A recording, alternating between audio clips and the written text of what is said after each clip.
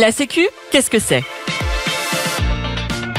Découvrez Parlons peu, parlons Sécu, le podcast de l'École nationale supérieure de sécurité sociale qui vous éclaire sur l'histoire, l'actualité et l'avenir de la protection sociale.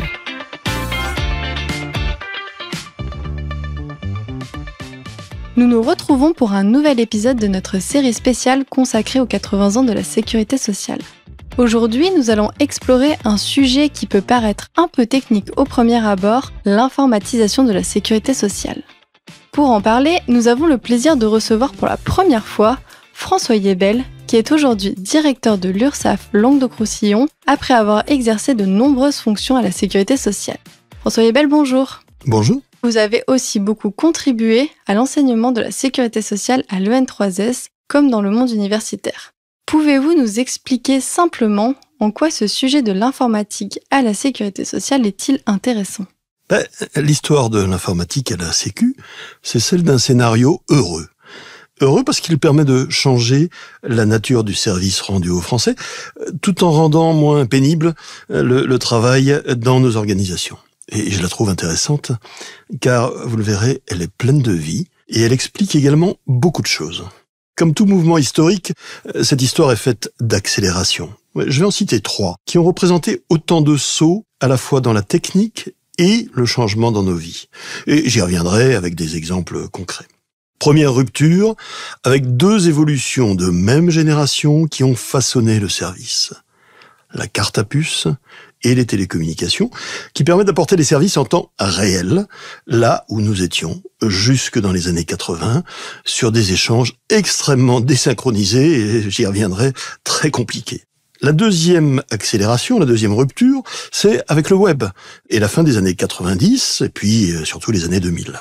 À partir de là, l'échange informatique ne se fait plus uniquement entre 2 ordinateurs professionnels qui permettent de rendre un service différé.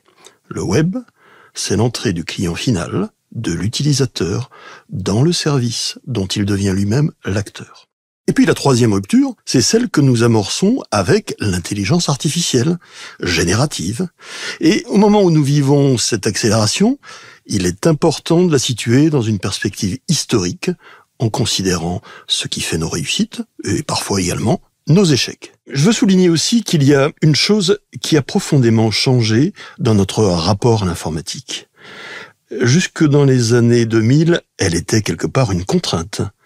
Les décideurs se tournaient vers les informaticiens en leur demandant ce qu'ils étaient capables de faire dans les limites techniques.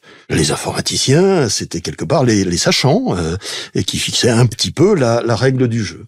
Ces contraintes ont aujourd'hui évolué. Elles portent moins sur les contraintes techniques que sur le budget, les délais, et aussi sur le comment faire, quel service rendre. Vous parlez d'un scénario plutôt heureux.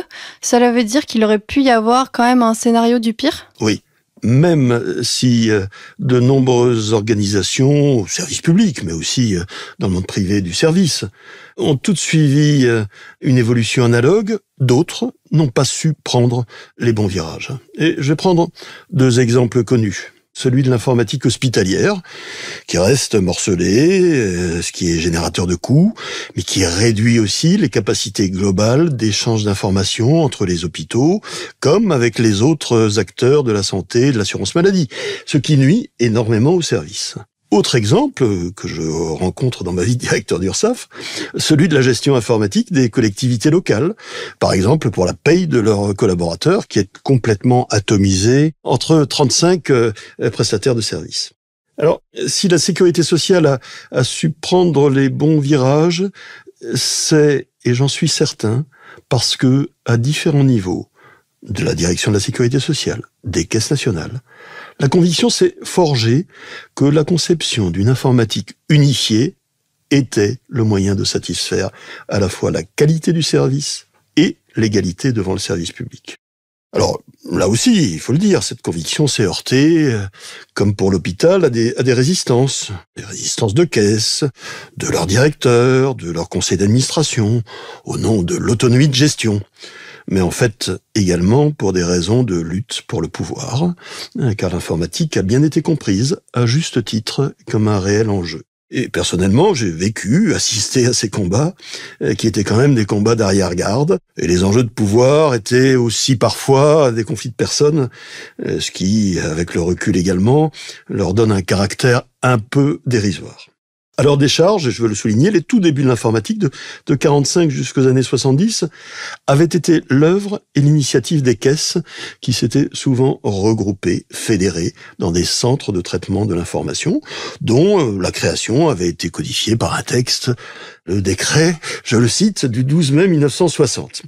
Ces résistances ont été surmontées à la fin des années 80, je l'ai dit, d'abord par un réel travail de dialogue, de pédagogie, mais également en utilisant intelligemment des leviers, des moyens budgétaires. Et puis cette volonté a aussi été traduite dans les textes, avec le renforcement des pouvoirs des caisses nationales, qui se sont vus attribuer, et c'est intéressant, un pouvoir de planification informatique nationale, à travers des schémas directeurs des systèmes d'information, qui ont été prévus par la loi du 25 juillet 1994, c'est-à-dire avant même les ordonnances Juppé et leur mise en œuvre en 1996. Pour autant, et j'y reviendrai, la démarche a été intelligente.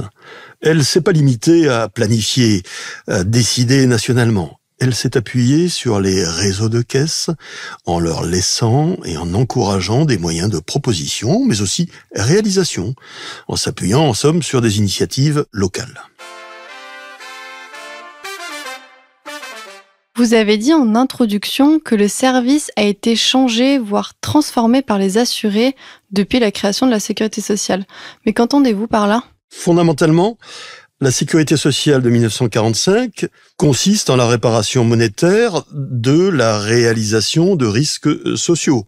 Elle s'appuie donc sur des processus d'identification de la réalisation de ces risques pour une population donnée d'individus qui est rassemblée dans un fichier. C'est la première composante. Et ce fichier est très tôt, dès les années 1950, intégré dans des bases de données. La seconde composante, c'est le calcul des prestations et cotisations qui, très tôt, fait intervenir l'informatique pour automatiser les calculs réalisés sur les individus du fichier à partir des règles fixées par la législation. Si on regarde bien, à l'époque, l'activité des caisses, c'est celle de services qui reçoivent les informations sous un format papier, par l'intermédiaire de la poste. Cette information est triée, acheminée, pour être saisie vers des opérateurs ou des techniciens que l'on qualifierait aujourd'hui d'opérateurs de back-office. Alors, cette saisie va activer des traitements automatisés ou informatiques, mais qui eux-mêmes vont se rematérialiser par des envois papier et par l'émission des paiements, soit en chèque ou en lettres chèques, soit même pour les indemnités journalières ou pour les allocations familiales par des versements en espèces. Et donc, entre les délais de réception, d'envoi du courrier, le traitement interne, il est clair qu'il n'était pas possible d'informer chaque assuré en temps réel sur l'état d'avancement ou de distribution de son dossier. La perception du service était donc tout sauf transparente. Elle était vue inévitablement comme une machine paperassière, ce qui était vrai. Et les agents du service étaient bien en mal de renseigner les publics sur l'état d'avancement de leur dossier, sans compter que les multiples saisies de l'information entraînaient nécessairement des erreurs, des contrôles pour réduire les erreurs, avec des recyclages d'erreurs.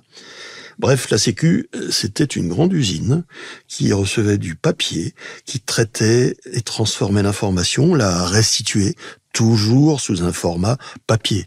Imaginez-vous d'énormes salles d'imprimante avec des rouleaux dignes des grandes impressions de journaux. Et d'ailleurs, il y a un chiffre qui résume bien ce constat, c'est que la moitié des dépenses de fonctionnement des caisses autre que de personnel, c'était pour l'achat de papier et aussi beaucoup pour les frais postaux. Lorsque la presse voulait illustrer une actualité sur la Sécu, elle s'appuyait sur des images de bureaux surchargés de piles de papier qui renvoyaient le lecteur ou le spectateur vers cette image. Aujourd'hui, vous le remarquerez, c'est devenu difficile de trouver une image, une illustration, et donc les journalistes utilisent des images, des façades des immeubles, ou encore des pages de sites ou de terminaux. Et alors, comment est-on passé à la situation actuelle ? En débutant ce podcast, je vais y revenir, j'ai indiqué qu'il y avait eu 3 grandes phases. L'informatisation, l'automatisation des traitements, s'appuyant sur des saisies matérialisées sur papier en temps différé. Dans cette phase, les échanges entre ordinateurs étaient complètement désynchronisés. Il y avait des supports physiques qu'il fallait s'échanger, recevoir, des cartes perforées, des bandes magnétiques, et puis dans un 3e temps, des disques. Mais tout ça, c'était de la manutention, de la manipulation. La 2e phase, c'est la phase du temps réel, du dialogue distant par télétransmission entre ordinateurs. Et puis donc, 3e phase, l'arrivée du web, du digital. Et aujourd'hui donc, nous abordons l'IA générative. Mais, et je veux insister dessus, le passage à l'informatique d'aujourd'hui, c'est aussi une série de projets. C'est autant d'aventures humaines. Et je vais en citer 3. Le premier, c'est la carte vitale qu'on connaît toujours aujourd'hui, même si on se dirige vers sa dématérialisation, et c'est peut-être l'objet qui retient le plus l'attention. D'abord parce que c'est un projet national, mais qui a également été beaucoup porté par le réseau, car convaincre les professionnels de santé du bien fondé du déploiement a été un vrai combat, dans lequel les caisses primaires d'assurance maladie se sont engagées et même mouillées dans les années 1990. Et à la base, ce sont aussi des directeurs de CEPAM qui avaient également porté le projet, en mettant en avant le produit de l'inventeur français de la carte à puce qui s'appelait Roland Moreno. C'était un personnage assez extraordinaire, un géotrouve-tout, autodidacte, et il est amusant de noter que quand il avait 20 ans, dans les années 60, il a été successivement l'employé de la Mutuelle nationale des étudiants de France, et puis ensuite de la direction de la sécurité sociale, sans que ça ait influé beaucoup, je crois, sur son invention. Ce qui marque la carte vitale, c'est qu'elle ne s'est pas limitée à être un objet technologique. Elle a été l'occasion de repenser le processus de traitement des informations entre les assurés, les professionnels de santé, l'assurance maladie complémentaire et obligatoire. Et là, la CNAM a pris toute sa part, tout en associant les directeurs, les caisses, sur la base de missions nationales. Et surtout, c'est un changement incroyable pour l'assuré entre la feuille de soins sur laquelle on colle avec du scotch les vignettes collées elles-mêmes sur des boîtes de médicaments qu'on envoie par la poste en attendant le retour de la lettre chèque qu'il va falloir aller déposer au guichet de sa banque. Et vous imaginez les démarches, les délais, les incidents, sans compter les pertes et les incompréhensions. Et aujourd'hui, le service est complètement différent. Et au contraire, peut-être pas assez visible, car l'assuré ne se rend pas compte du montant des prises en charge. Il va rarement consulter son compte. Aujourd'hui également, le projet évolue nécessairement vers la carte virtuelle. Rétrospectivement, je m'enthousiasme un peu, parce qu'on ne peut pas ne pas s'enthousiasmer vers les apports de ce projet carte vitale. Je vais être plus rapide sur les 2 autres projets. Projet témoin, en commençant par la déclaration sociale nominative, qui elle aussi ne s'est pas contentée d'être un projet informatique de dématérialisation des déclarations de salaire, mais qui s'est appuyé sur la réingénierie en partant du processus de paye jusqu'aux déclarations. Et là aussi, il a fallu une impulsion, celle de la DSS, une vision à long terme, celle du GIP, modernisation des données sociales, et de l'énergie pour fédérer des visions largement différentes des acteurs, que ce soit les URSSAF, France Travail, Agir Carco, CNAV. Je ne vais pas citer tout le monde, mais il fallait beaucoup d'énergie pour arriver à fédérer ces acteurs. Et puis, il y avait un autre public, c'était les émetteurs de ces déclarations, les employeurs. Sans compter que les employeurs, aux 2/3, passent par des cabinets comptables qu'il a fallu également convaincre, avec un changement considérable à la clé. Un gain considérable pour les employeurs, avec un seul processus de production, des dates de production, des déclarations unifiées, des informations partagées. Et là également, c'est un projet qui a apporté beaucoup de retombées que on n'avait pas imaginées et que personnellement je n'imaginais pas lorsque le projet a été lancé au début des années 2010. C'est l'ADSN qui a permis à la France de rejoindre les pays qui pratiquent le prélèvement de l'impôt à la source en 2019. Et c'est elle qui nous permet aujourd'hui, depuis 2025, de présenter aux allocataires des CAF les ressources issues des DSN qui vont permettre de calculer leurs allocations, leurs prestations, plus exactement, le revenu social d'activité, le complément d'activité. Et donc c'est un gain important en termes de réduction, là aussi, des erreurs de déclaration, d'indus évitées pour les allocataires. Mais là aussi, j'insiste, ce nouveau projet a supposé de repenser le processus, y compris dans la partie qui concerne le rôle de l'assuré, qui désormais valide, alors que jusque-là, il déclarait. Troisième projet, je vais être un peu moins long, c'est un projet un peu moins visible, mais intéressant, qui a concerné les URSSAF, qui est apporté dans les années 2000 sur la dématérialisation complète des procédures internes. Au départ, ce projet, baptisé Watt, s'est appuyé sur une offre technologique d'IBM, mais le succès a surtout résidé dans la réingénierie des processus. Et j'emploie un néologisme, ça nous a amené à procédurer tous les circuits de travail. Le résultat, c'est une capacité de pilotage en temps réel de la corbeille de travail de chaque salarié URSSAF qui est amené à traiter des affaires, et avec à la clé, y compris pour lui, des souplesses inattendues, et notamment la capacité à réaliser du travail totalement à distance.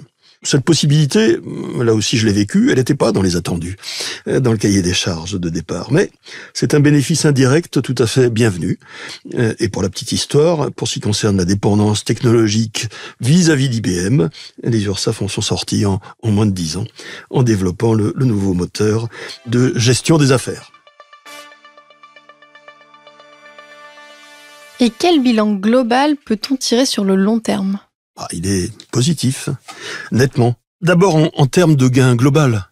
Nous sommes passés des effectifs totaux de la Sécu de près de 190 000 à 140 000 en 40 ans. Alors que, dans le même temps, la population couverte s'est accrue de 30%. Et avec, en plus, un périmètre d'activité qui n'a plus de points communs. En gros, si on s'en tient au seul ratio au nombre d'assurés traités par un agent, il a presque été divisé par 2, sans parler du périmètre.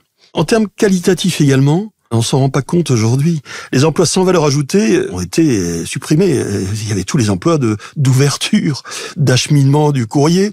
Il y avait la mise sous pli, la gestion des archives, les employés aux microfiches qui déchiffraient des agrandissements, des encodeuses de saisie des données, des dactylos. Tous ces emplois ont disparu et ont évolué. Et donc globalement, c'est un regard positif qu'on porte par rapport à ça.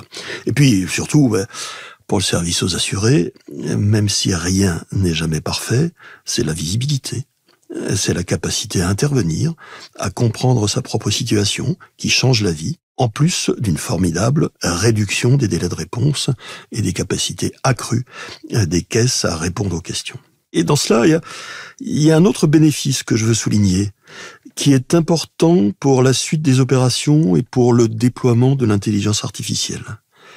Dans les enquêtes d'image sur la qualité de service des organismes de sécurité sociale, il y a une question qui passe souvent inaperçue. Cette question, c'est quand on demande aux Français s'ils pensent que la Sécu protège leurs informations, ils répondent positivement à près de 80%. 80%, c'est élevé. Et ce score très haut montre que les Français font confiance aujourd'hui à la Sécu pour protéger leurs informations personnelles.